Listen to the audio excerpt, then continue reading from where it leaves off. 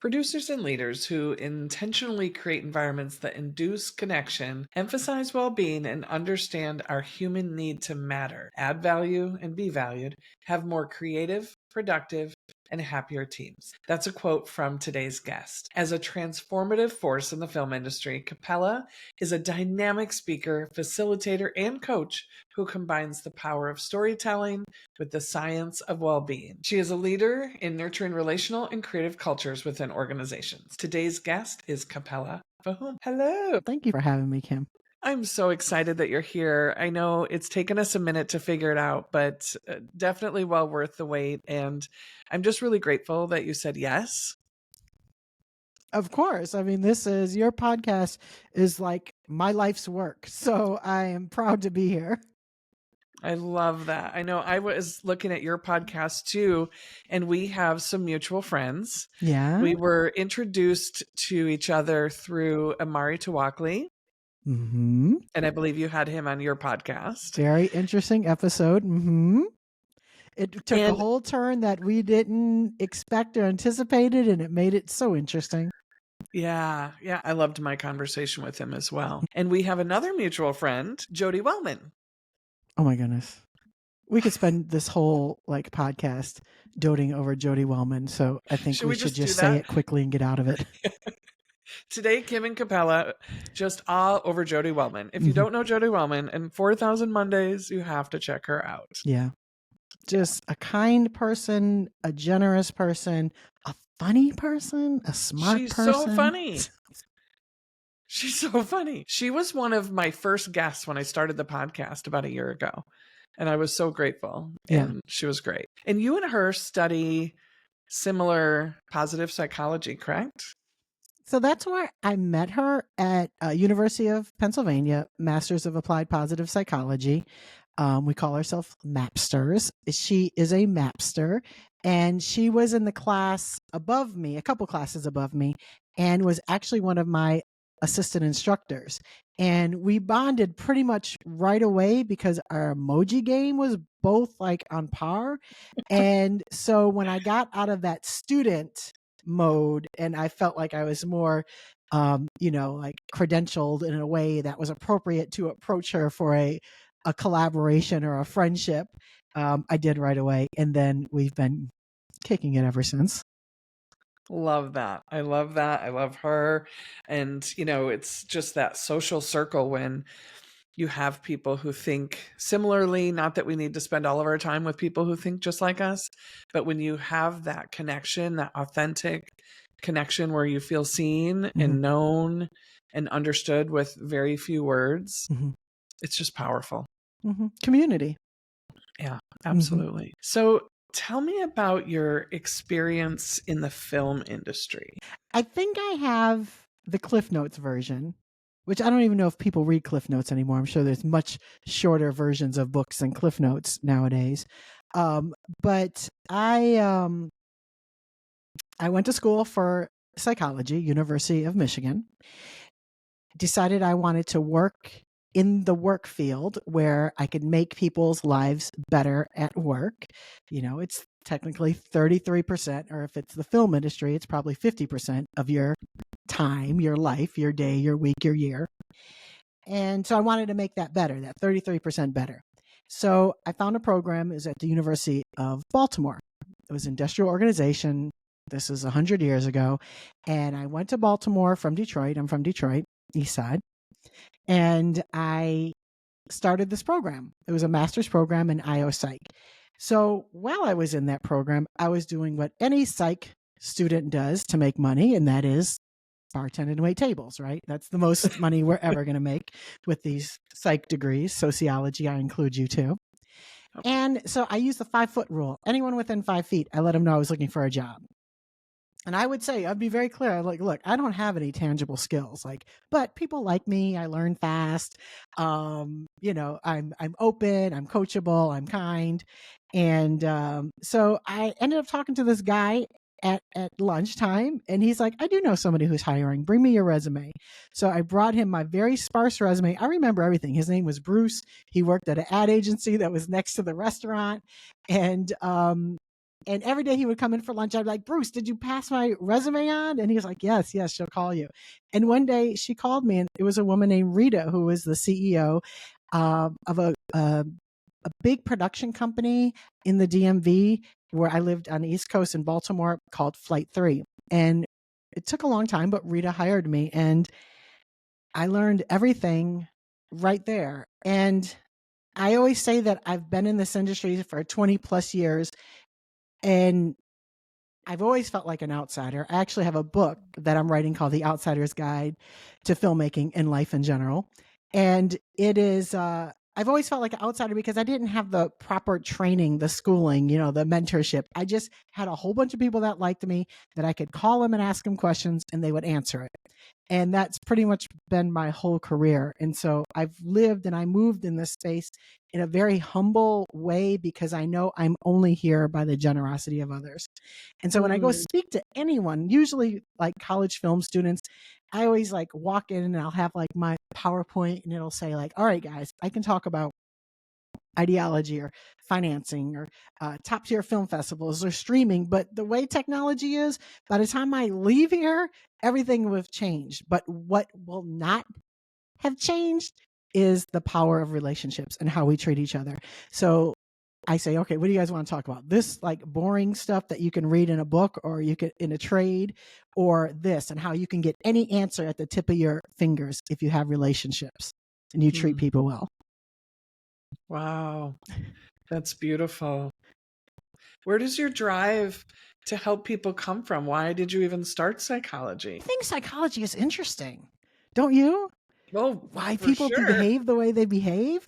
Yeah, I'm a social worker, have been for 20 plus years. Yeah. I think psychology has always been interesting. Why do people behave? How they behave? What motivates them? That was always interesting to me. And then the workplace, which, it's totally changed now, Kim, because when I went in my IO psych program 20 something years ago, it was, if I would have completed that program and moved on to the second phase of that, it would have been human resources. That's what it was back then, human resources. This whole idea of well-being in a workplace was kind of fairly new. And so it's an exciting time, and I'm so glad that I took that deviation. And ironically, my first film that I ever produced was called The Euphoria Project, and it was for the National Institute of Health. And they gave us a grant to make a film to prevent or discourage young people, young adults, from getting on drugs. So here it is.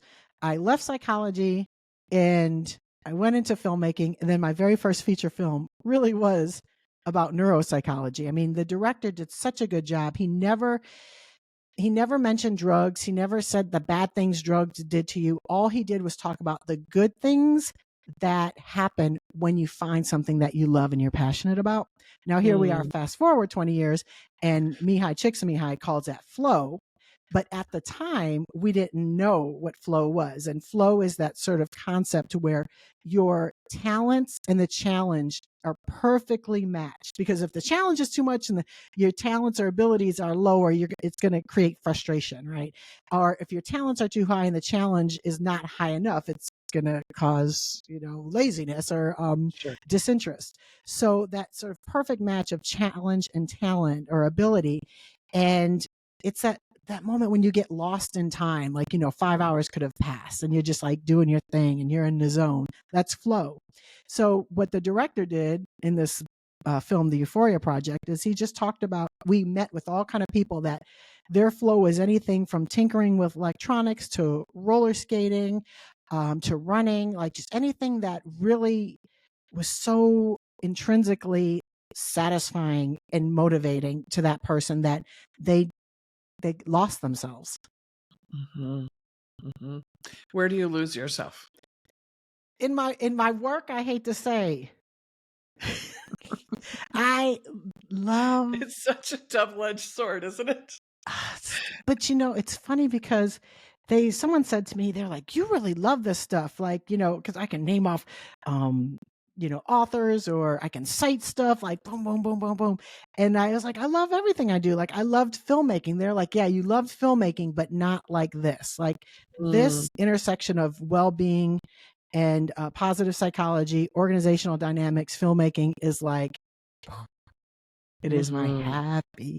Since we're here, why don't you say a little bit about what you do now? My short pitch is I help creatives, personally and professionally, enhance their lives through what I call the obvious stuff. Like what I preach, Kim, it is not groundbreaking stuff. Like this is stuff, it's the obvious stuff. It is stuff we learned in kindergarten. It is stuff we were born with. And I just think sometimes we have to be reminded. I would say similarly in the work that I do, I feel like I help people return to who they were before the world kicked the snot out of them. So it's back to those younger, more innocent, true sense of self. Who were you before the world marred you? Right? Just have you seen Wicked yet? I have not. There's this one scene. So I do a workshop. It's called Life is a Working Title.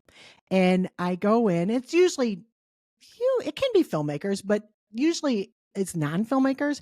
And then I encourage them and I walk them through looking at their lives in acts. And I'm open to how you're defining the act. Like for me, I say my act 1 was in Detroit. I spent the first half of my life in Detroit. And then my act 2 is Baltimore, right? I spent the second half of my life in Baltimore. My act 3 is Los Angeles. I spent my third half of my life in Los Angeles. And then really dissecting it and understanding like, okay, who are you in these stories? Are you the producer? Are you the star? Are you the co-star? Are you an audience member passively watching it? What's the costumes? I mean, I can honestly say like the beginning of my act 3, my wardrobe was sweatpants. And I'm like, all right, this is not going to be the wardrobe of my act 3. Who is your cast? What's the location? What's the lighting? What's the vibe? So we go through those and there's a scene in Wicked that I've integrated into my act 1 practice, and she's Elphaba, the Wicked Witch, but we know she's not wicked, but the Wicked Witch. She's falling, and she hasn't really like found out that she can fly like that yet. So she's falling, like free falling, and then she's falling against this building that's mirrored, and she's looking in the mirror at one point during the free fall, and it's her little self looking back at her. And so that just like touched me so much because like you said, our little self, like what do we owe to our little self? What responsibility do we have to our little self? I love that.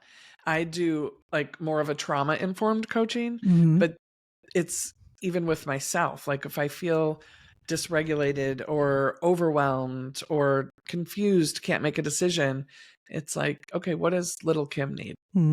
It's probably not that different than what my current self needs. Yeah, it's beautiful. Now, in your practice, talk to me about how gratitude is incorporated. Do you talk a lot about gratitude? Because when I'm in any sort of trauma, that is where I immediately go. It helps me every day, from the good day. I'm about to cry now. From the good days to the bad days. Yep. Amen. Yeah, absolutely. So I talk about the 4 pillars of optimal mental health, and the first being well-being. And the first part of well-being is gratitude. And so part of my daily routine, I just did it a little bit ago, is the first thing I start with in my journal is gratitude. And I write down 5 to 10 things that I'm grateful for. And it really resets your perspective. And we forget when we get dysregulated, we forget how much there is to be grateful for. And all of, the other thing I focus on, and like if I get on a coaching call, the first thing I ask are like, okay, what are the wins you've had since the last time we met? Because everybody wants to jump in with like, here's how bad everything is. And I'm not here to discount that, and we'll get to that. But if you do not retrain your brain, just like when you drink more water, your body craves more water. When you focus on gratitude and you focus on what you're doing right and what's going right and all that's going well and all the wins, your brain starts to crave more of that. And that becomes a skill in life. Life is hard, but you need skills. And so gratitude and focusing on those wins is a huge piece of my coaching. It's huge. Gratitude is major in all aspects of life. I have a strange story that I never really told. It's a strange story. You can cut it out if you want. I love stories. I think stories are everything. So This please is do tell. getting way off topic. This is a little personal. Well, but- first of all, thank you for trusting me. Yeah. So my mother and I were very, very, very, very close. Like, my mother's spectacular. Just an amazing human. She was a waitress forever. And then when we all graduated from high school, she went back to school, got her bachelor's, master's, and PhD. And she wrote a dissertation that's literally this thick. If you want me to bring it to you and show it to you, I will. And it's like 21 studies of Monte Carlo non-parametrical statistics, something like that. And at her service, her mentor revealed that one study would have been enough for a dissertation. She did 21, right? And this is back in 1999 when computers aren't what they are. Like, she would have to start the computer to run the stats at school and then go over to school the next morning to check if they had ran properly. Yeah. So this is a big deal. So anyways, my mother was spectacular. My father's spectacular too. And then I lost my mother like very suddenly. It just was like on vacation. No one saw it coming, very suddenly. And my father and I, our extent of our relationship was like, hey, Dad, is Mom home? Like, that was the extent of me and my father's relationship. Mm-hmm. So when my mom passed, I really had to embrace my father. You know, I had to just take care of him. I'm the oldest. He hadn't been on his own in over 40 years, and, you know, just really embraced my father. And then for the next 10 years, my father and I developed this humongous, amazing, wonderful relationship. Like, if you knew us, you would say, Capella, I can't even imagine you and your father not being close. You guys seem, you know, like two peas in a pod. And then I found myself, even when she passed, like, I immediately jumped to gratitude. I was like, all right, I lost my mom, but I still have my brothers. I still have my father. I still have my grandparents. I still have my cousins. Like, it's not like the universe says, okay, we gave you a big blow. We're going to leave you alone. Like, you can get a second big blow. Like, this happens, you know? So you have to, okay, I'm just going to sit in this gratitude for everyone that I had. Then as time went on, my father and I developed this great relationship. And then I found myself being grateful that my mom passed first. Right. And that's just a crazy thing to say. Like, I'm so grateful my mom passed first, because, I mean, one of them has to pass, unless if they do it together. You don't want that. But one of them has to pass first. And if my father would have passed first, I never, ever, ever, ever would have experienced this relationship. I never would have known that man like I know him now. Yeah. And so I found myself just being very grateful, you know, that my mom passed first and give me an opportunity to learn my father. My father actually just recently passed, which really stinks, but I got my brothers. And so now I'm getting to know my brothers, which I'm pretty close with them. Yeah. So it's an extreme, and it might be triggering, you know, but I do want people to understand I'm not taking it lightly. I am just, you have to, that's how I dealt with it. Sure. Well, and we can have more than one emotion at the same time. We can feel grief and gratitude at the same time. Yeah. I think some people, or a lot of people, tend to think that feelings and emotions are binary and you have one at a time. Mm-hmm. And if you have a bad one, then clean it up fast and get back to the good ones, and really just go through them. And, you know, when you have that perspective, like what you're talking about, it still hurts. The pain is still there. But when you have purpose that comes behind it, changes everything. Yeah. So I think your question was, what do I do? I don't know how I got on that long story, Kim. I'm so sorry. But I just trust the timing. Trust it all. I'm surrendered. I trust it all. It's all good. That? It's all good. Much like you, when I go into organizations, and I don't go into organizations and ask them, you know, what's wrong. I go into organizations and I say what's working. So that's the first thing I do. I work with organizations, temporary and permanent. So it could be a set, you know, that is a 10-day long set, a 3-year long set, a 3-day set, or it could be a permanent organization, you know. And I create systems that help people work together better, be more collaborative, be more trusting, be more creative, thus helping the final product, ideally, thus helping the bottom line. Absolutely. Yeah.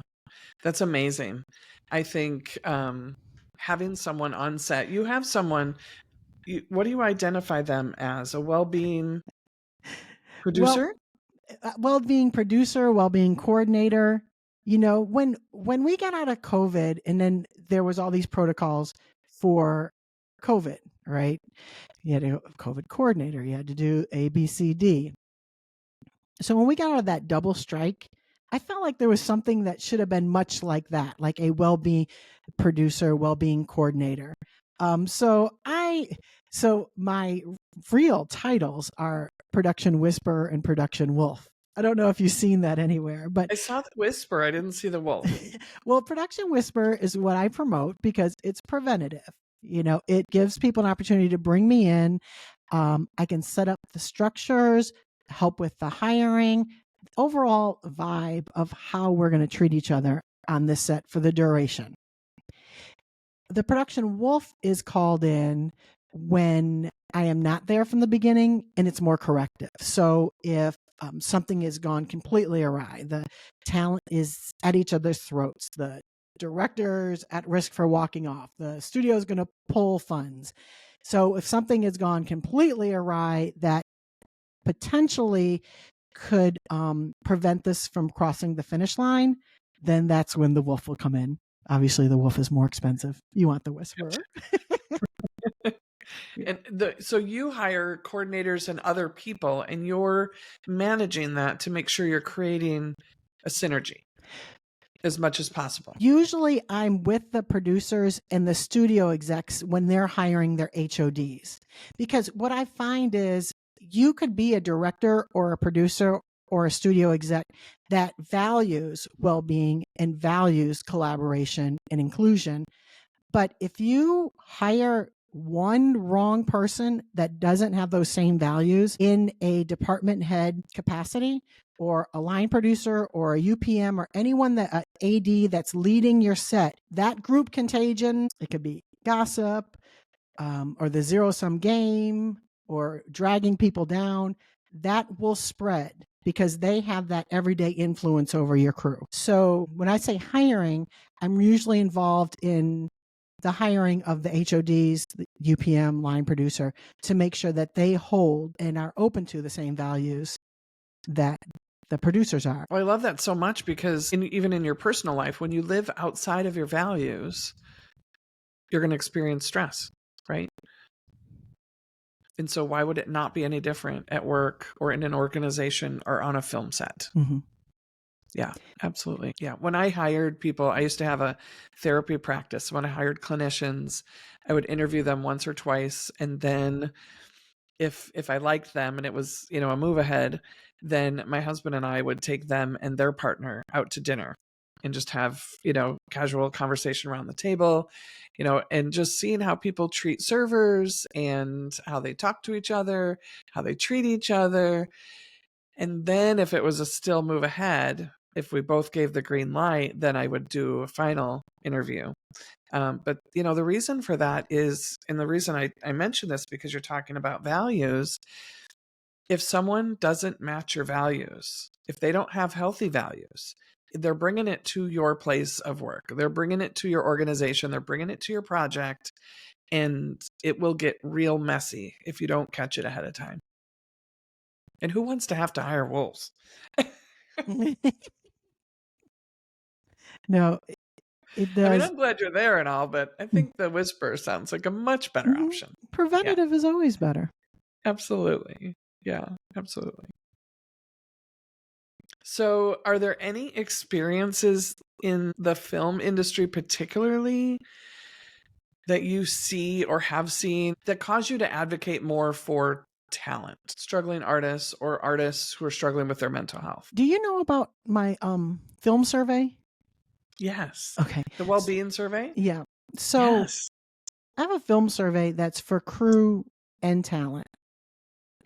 And I feel very strongly that the guilds and the unions have a responsibility to us, and that their workshops should not just be on copay or walkie protocol, I don't know, that they really have to have programs throughout the year to support us.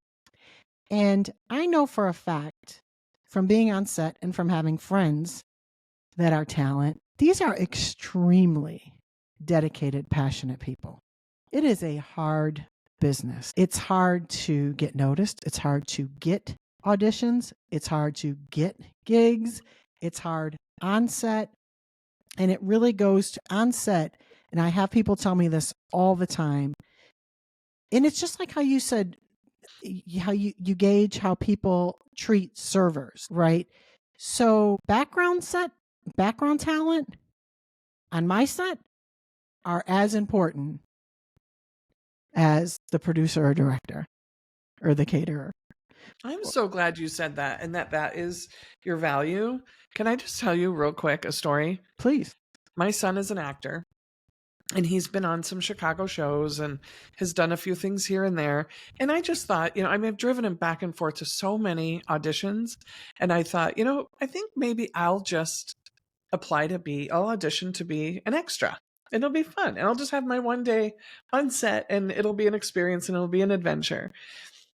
It was one of the most miserable experiences of my life, from being run all over with hands full of wardrobe, being sent from this location to that location outside in the rain, and then being told that I couldn't eat, the extra sit over there, and you were segregated. And then ended up, I still had my wardrobe, and I had a coat or something. And someone was like, "Why do you have your coat?" I was like, "I was just sent over here." And it was like, "Go take it back." And then they cut me. And it was just like, oh my gosh, talk about like connecting with your younger child. That was a really uncomfortable, what's the word? Just not disrespectful, but Devaluing, degrading. depleting, Devaluing, degrading, depleting. Yeah. It sucks your soul. Yes. And I was so distraught, being the parent of talent and having a young person and having the main talent. It was always a really great experience. So I was naively expecting similar. Mm-hmm. Not so much. Mm-hmm. I love that you have that as a value. Thank you. Mm-hmm. I can't say enough about that. And that really is the basis of the work that I've done and the thesis that I've written for my master's, is this idea of how we treat each other. Yeah. How we treat, like, is such a simple thing, how we treat each other. So Kim, like, some of that stuff might have not been avoidable, going back and forth, being in the rain. Some of that stuff may not have been avoidable, but would it have been palatable if you were sincerely valued, appreciated? You felt like they valued you, and you added value to the set. You were necessary. Mm-hmm. No, I did not feel that way. Would it have changed things? It would have, absolutely. And that cost zero money. Yeah, I just felt like everybody was irritated and rude and really didn't care about. Mm-hmm. And it, when you see the discrepancy between the main talent and your background actors, and it's so vastly different, that's a terrible feeling. It's a terrible feeling. And I will go back and say, I mean, I left with gratitude just for knowing the experience and having that experience and knowing, what people go through and how, like you said, how hard people work, how passionate they are, and how they continue to show up. I mean, I was at the lunch table with people who do this, day after day after day to make a living. And not only do it day after day after day, they fight really hard to do it day after day. It's not like it's given to them. They have to fight really hard to do that day after day after day. I'm going to say that comes from the top. It really does. If you are, and this is what I talk about, if you're a leader that values optimized creativity through creating community that value each other, that are grateful for each other, that collaborate with each other, that include each other, that are kind to each other.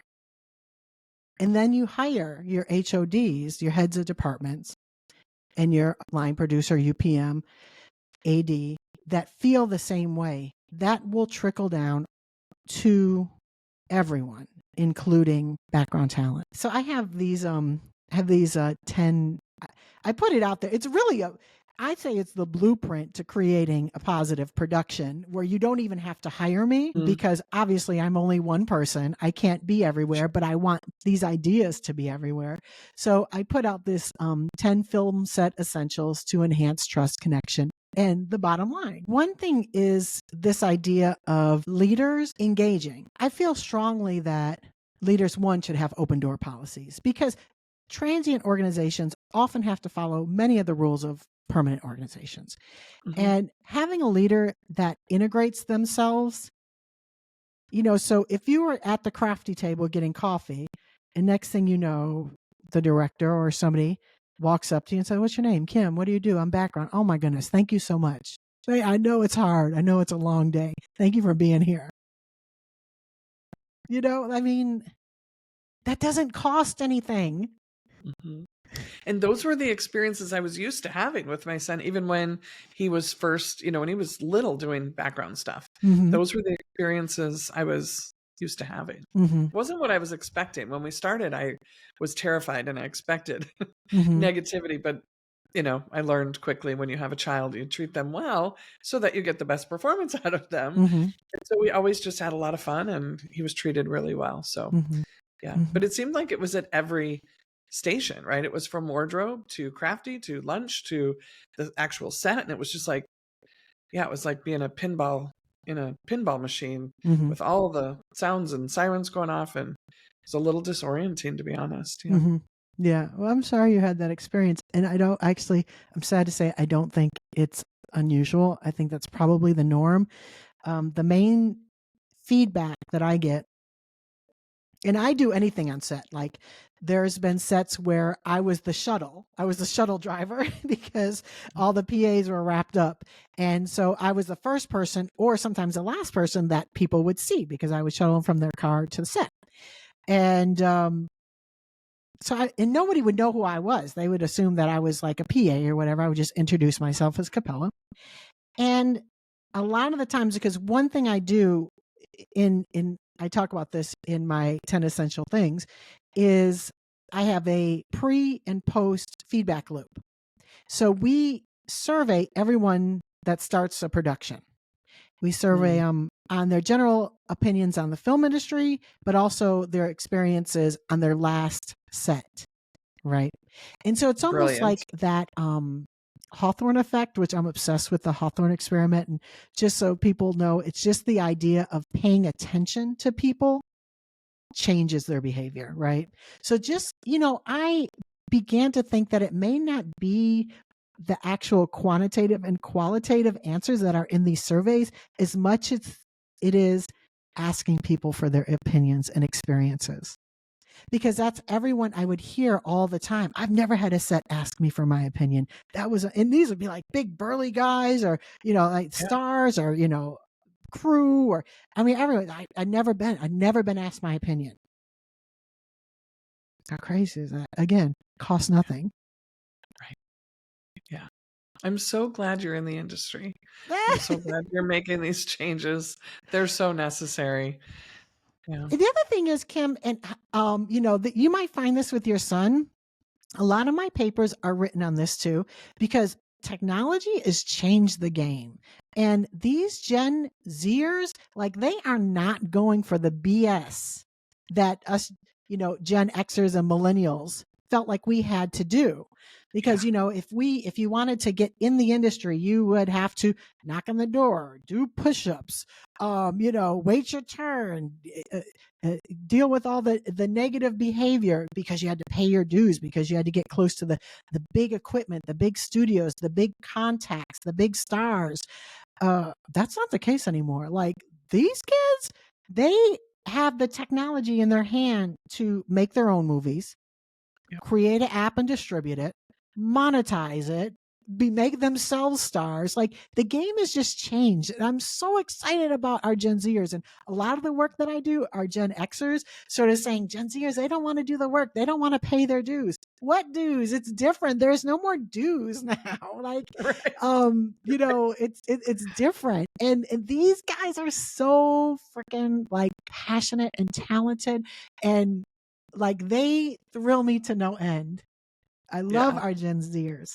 Yeah, it's amazing. Yeah, my son is currently in Colorado. We live in Chicago in the suburbs, and he's in just outside of Denver on a film crew. He's usually the talent or he's the filmmaker. And now he's crew and he's doing like what do they call it? Grip and lights or Yeah, something. Grip and Electric. Grip and electric. Yeah. So and it's just really good experience to play a different role and, serve a different way and have a different level of impact on a film. So Kim, now I've shot in Denver a couple times in my life. It was so wonderful that I really was thinking about moving there as a filmmaker. Like I was like, I want to make my life here. And maybe, I mean, all my sets are good, but I just felt like that particular crew was just so technically knowledgeable, but also just so kind and collaborative and patient and just like they didn't have agenda. Like they were there for the shared goal. Like it was like true filmmaking to me. How was his experience? Well, he's actually there with a director whom he served as an actor in one of her projects. Mhm. And so I don't think that many of them are probably local to the Denver area. They're probably from all over because, if you put a crew together that you like and you can stick to what you know and who works well together. So part of the reason he was excited to go was to see some friends that he was on set with as talent. So Good. Well, show the Denver filmmakers. They're off the hook. I want to ask you, what do you do on a regular basis to maintain your own mental health? Because I have the perspective, we live in a world, again, it can be binary. Like there's people with mental illness and then there's people without. And I am more about promoting mental wellness. I do focus on trauma. I do somatic work. But I also think that as our perspective, as our narrative, if we can shift from a place of illness to wellness, we can have a greater impact. And also to understand there's not like you don't have mental health issues and then I don't.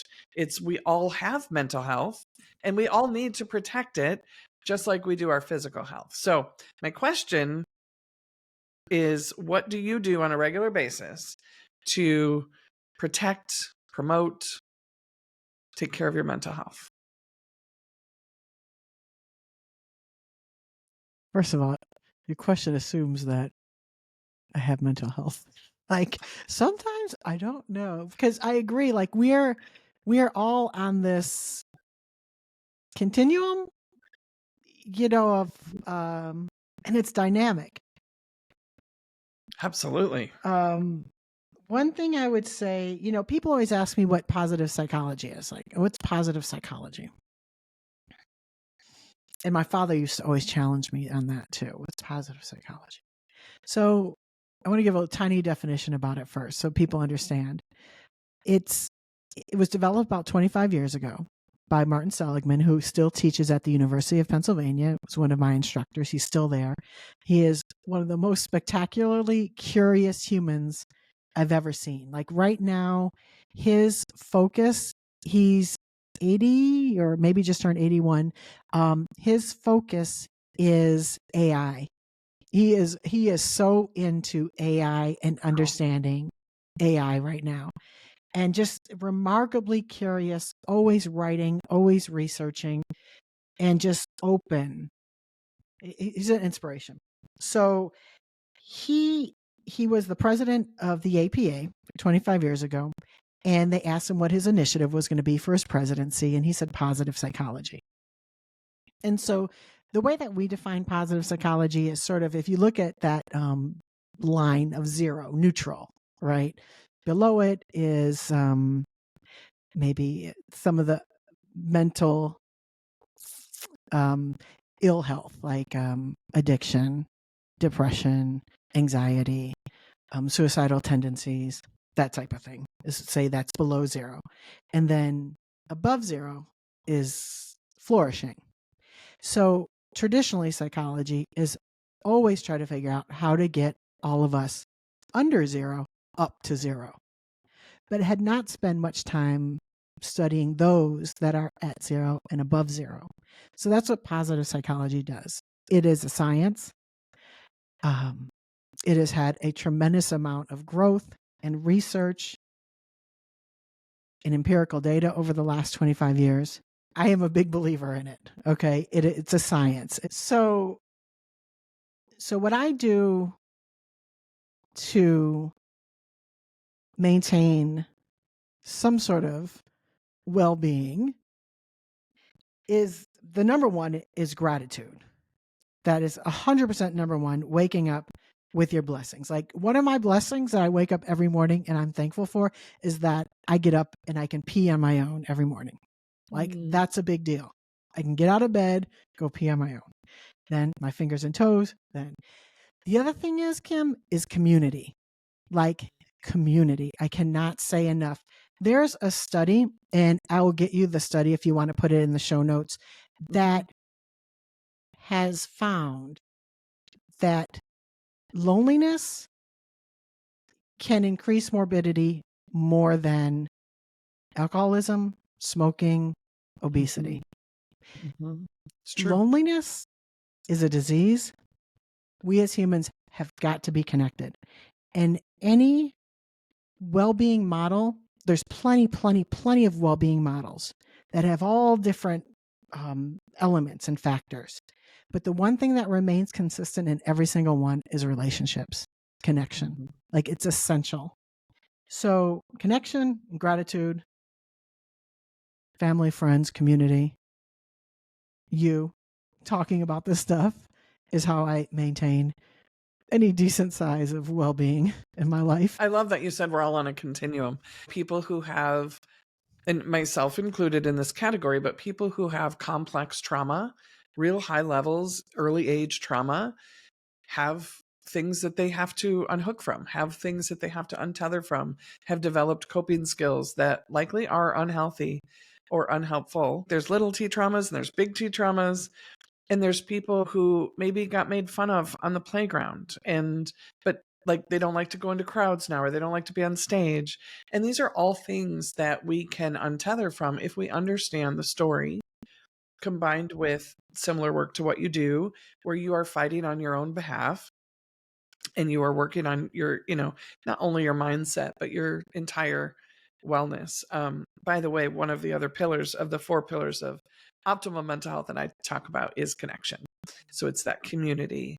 That's so important. I don't know if you know of her, but there's a filmmaker in South Africa who did a film on suicide and about the importance of loneliness and how community can reduce suicide.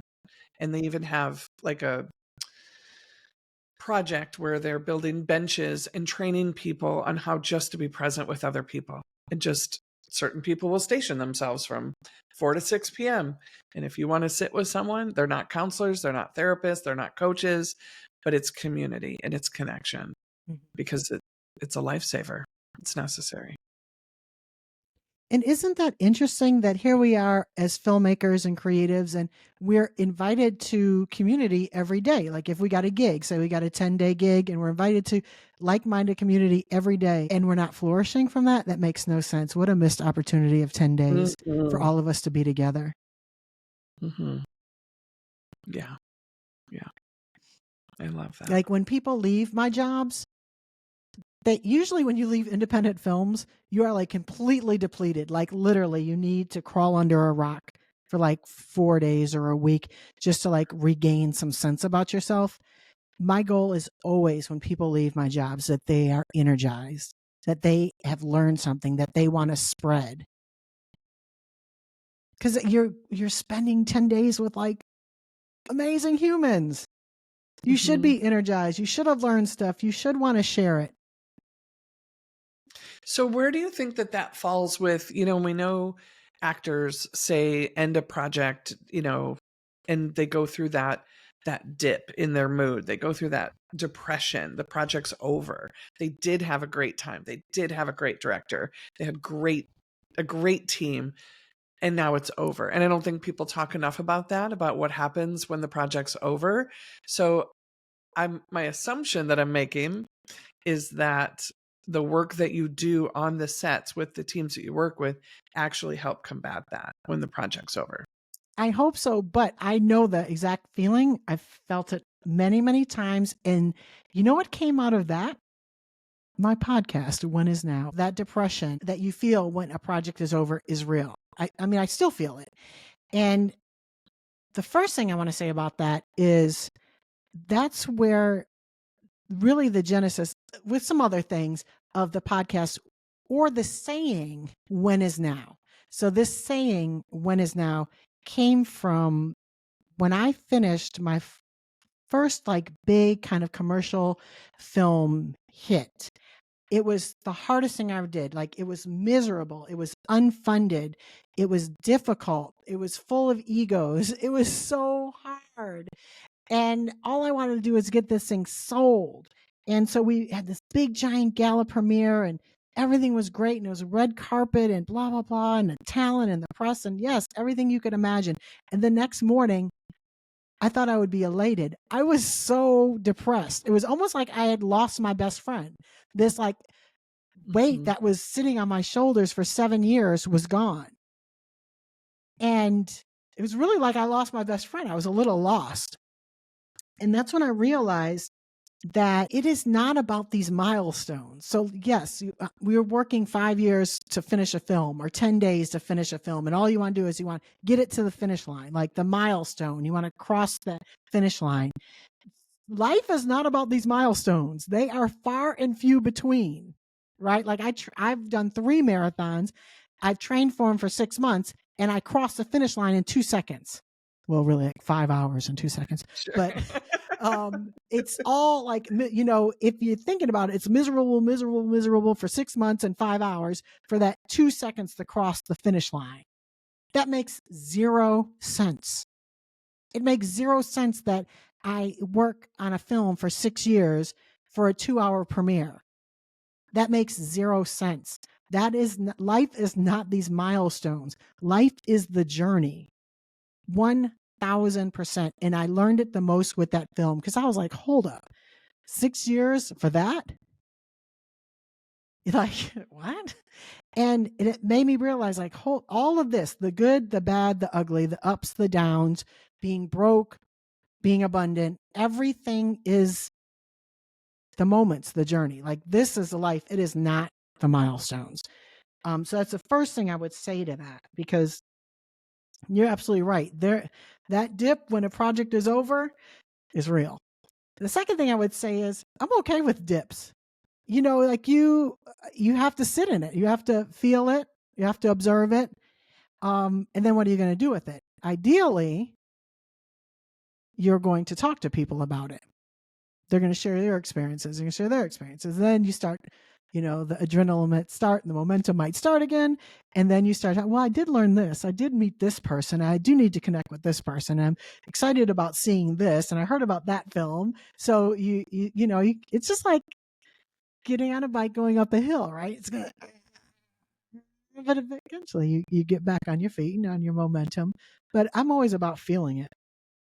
And it's real. Yeah. And I love that, because you're merging, when you're talking about what did I take away from this? You have to sit in it. You have to sit in the hard, sit in the after the project is over, sit in that depression, move through it.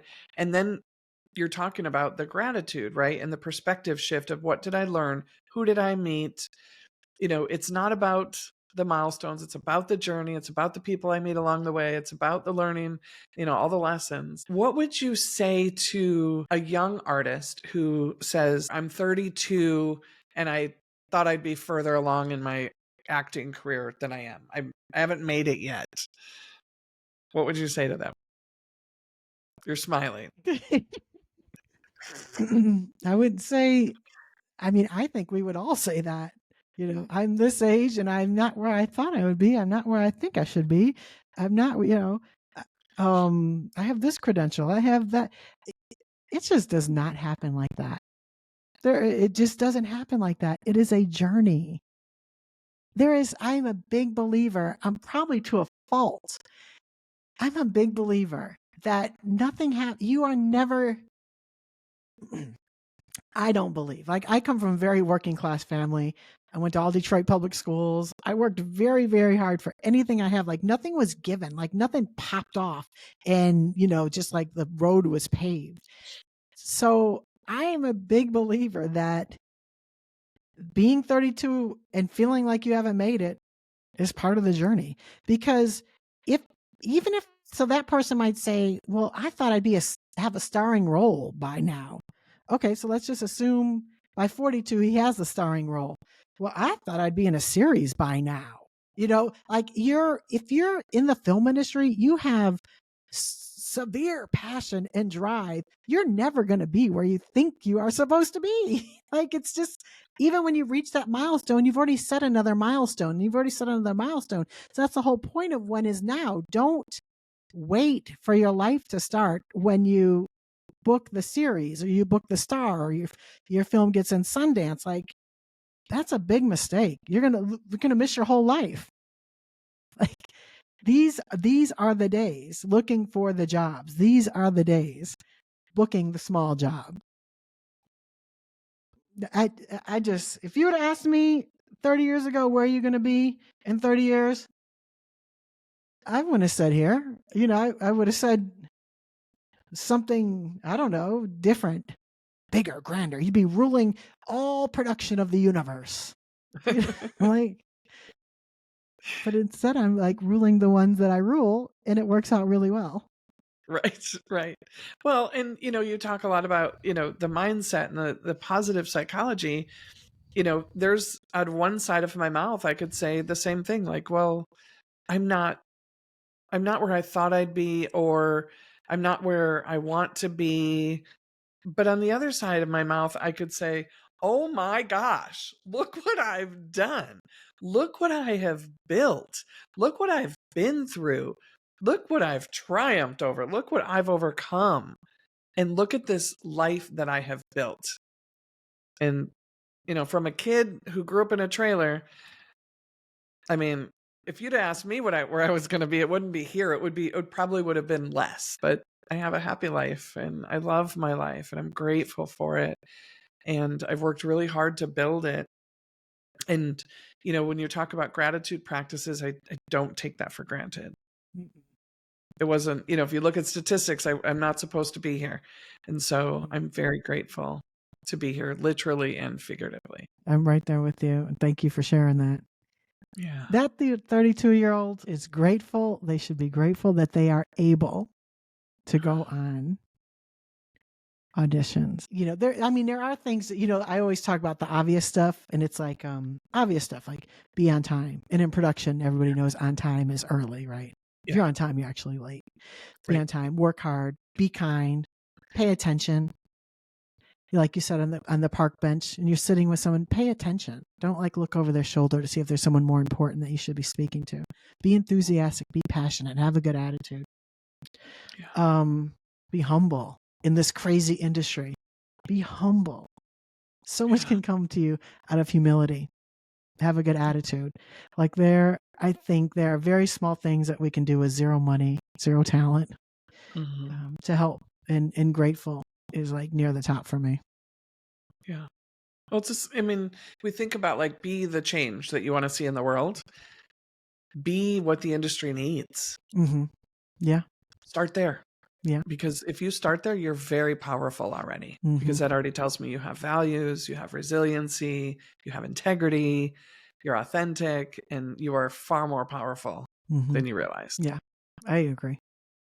The one thing I will say, the last thing I will say is I recognize that producers and studio execs and directors have 10,000 things on their head. And I don't want to take away the fact that, no, it doesn't cost anything to speak to somebody or learn someone's name or make sure that they're there, but it does take energy. And energy Mhm. can be finite, right? Mhm. And so I do want to say that and respect, that it is very hard to get a film across the finish line. And, you know, so yeah. So sometimes, just like a producer cannot do costumes, they hire someone to do costumes. So, there is, to me, when a producer hires someone like me to focus on this, it's not because they can't, or they don't want to, or they don't value it. It's the opposite. They do value it, and they know that it requires full attention. So I just wanted to take a moment to respect that producers are doing a lot and have a lot on their plate. But I don't take away the fact that they can still be kind. Yeah, I appreciate that and I respect that. And we're for all the people, right? So directors and producers also will probably find increased energy by engaging 100%. in what you're teaching. 100%. And maybe they can't be the liaison on the ground 24/7, but I think they find energy from it too. And even hiring someone like you that creates a shift in energy on the entire set. That's right. Gives them more energy to be able to push that project across the finish line. Like, That's it's a right. win-win all the way around. It is. That's right. And I love that you use energy. I'm a big, energy is a real thing. It's quantifiable. There's Yep. books written on it. Yep. And when you walk in a room, three things happen. Or if somebody walks in a room, three things happen. One, the room lights up. Two, they suck all the life out of the room. Or three, it remains neutral, right? There's four type of identified energies. It's relational, emotional, mental, and physical. The last three, the mental, emotional, physical, when you use it, it kind of drains. You need a moment to replenish it. Relational, it replenishes itself real time. Mhm. And just like you said, like you're giving me energy, I'm giving you energy, it's replenishing itself. It's like really the only one that revives and replenishes itself. Yeah. Yeah. We need people. We need like-minded people. I'm so glad I met you. Yeah. So tell us about what you're doing. You do coaching, consulting, speaking, podcasting. You have quizzes. You've got a lot of resources. Tell us how people can find you, but also what do you do? Who's your ideal client? People can find me at capellafahoome.com. Yes, I do coach, consult, and facilitate. The young people, I do it through TikTok. I have once a month what I call office hours, because young people always want to, can I spend time with you? Can I prick your brain? And I will accept like maybe 20 people. It's the second Wednesday of every month, 20 people. And we just have a candid conversation. My clients tend to be like, studio execs, producers, and not only in the film industry. I have clients that are in education, nonprofit, and really just anyone that wants to make their team, senior leadership teams, better. Because I do believe that once we can mold this up top of how we treat people, it trickles down. This relational energy that we give back and forth that, increases for both parties. Mm-hmm. I think the content that we give is building trust. It's like I had somebody do this to me once online. I had asked if they wanted to collaborate and they said, after you buy my book. And I was like, unfollow, goodbye. Because if that's the bottom line, and I had already bought a t-shirt. I'll buy. Yeah, I mean, I would have been like, I'll buy If any that's book. all But you're worried about, people know that. yeah. People know. I'll talk to you after you buy my course. I'll do this, da da da. Like, there's a time where you have to do that because you have to protect your energy and you have to protect your time, and it is finite. But also giving people content that if they want to take it and run and be better and be healthier for it, I'm here for it. Yeah. Any coach I've ever hired, it's because I used the free stuff they gave me and I trusted them and I wanted to get closer and I wanted more mentorship or a stronger coaching relationship. And yeah, I love that you're doing that. Well, because we as coaches, we just want people to be better. And then, yes, secondary, we'd like to pay our rent. Yes. But primary is to help people. Yeah. 100%. My cousin was helping me with my social media, and she was like, all right, and we'll put the cell at the end. And I was like, I don't have a cell. She's like, what do you mean? I was like, no, this is just information that people need to know. She was like, oh yeah, we can do that easy. Like, yeah. But the other thing is, Kim, that these young folks that I help, one, they give me a tremendous amount of insight. So when the clients, the execs, the producers, the Gen Xers hire me, I have an idea of sort of what the Gen Zers are thinking, what's important to them, what's their purpose. And the other thing is, these guys are so magnificent. They're going to be execs in 3 years, and they'll hire me then. So I don't worry about it. It'll all come back. That's right. Trust the timing. Trust the process. What's your next project? If you're able to say. No, I am. So I have a book that's coming out. It's not The Outsider's Guide. The Outsider's Guide, girl, that's a whole nother beast. But it's called Good People Make Great Leaders. And it is honestly all the stuff. It's an easy read, because everybody says, write the book you want to read. So it has like big font and small words. It's simple. And it just reminds people of stuff that they already know. It's entertaining. It sounds and acts just like me. Awesome. Yeah. And it's Good People Make Great Leaders. So it's the chapters are make kind leaders, make authentic leaders, emotionally intelligent leaders, collaborative leaders, curious and energetic, innovative and trustworthy. And I like that you said trust, because I really think anything in a world can be solved with trust. And when I talk to high-powered execs, I ask them, what do they think is the most important? There's 3 pillars in trust. There's a lot of models, but I follow the credibility, competency, and care, right? What do you think is more important? And they fluctuate between credibility and competency is more important. And then I always kind of say, like, look who you are. Look where you are. We're going to assume you're credible and you're competent, but do you care? And that's always where people want to do the work. That's amazing. Thank you. Anything else that you want our listeners to know about you, or are you Capella Fahoome on TikTok? I'm Capella F. Yeah, Capella F on TikTok and Instagram. I'm very active on LinkedIn, and then CapellaFahoome.com.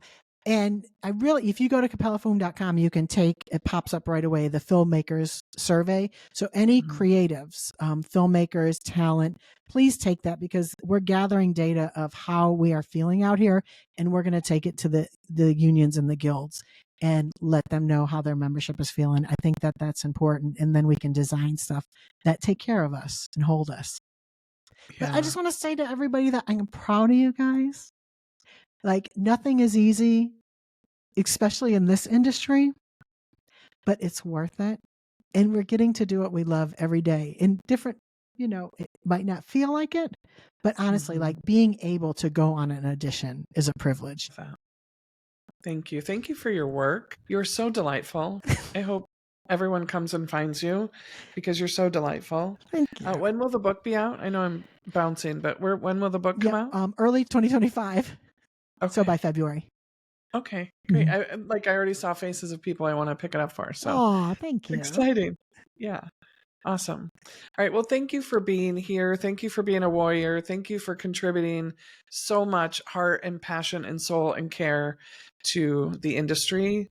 And yeah, just thank you. I'm just really grateful. Thank you, Kim. All right. Yeah. Bye. Bye.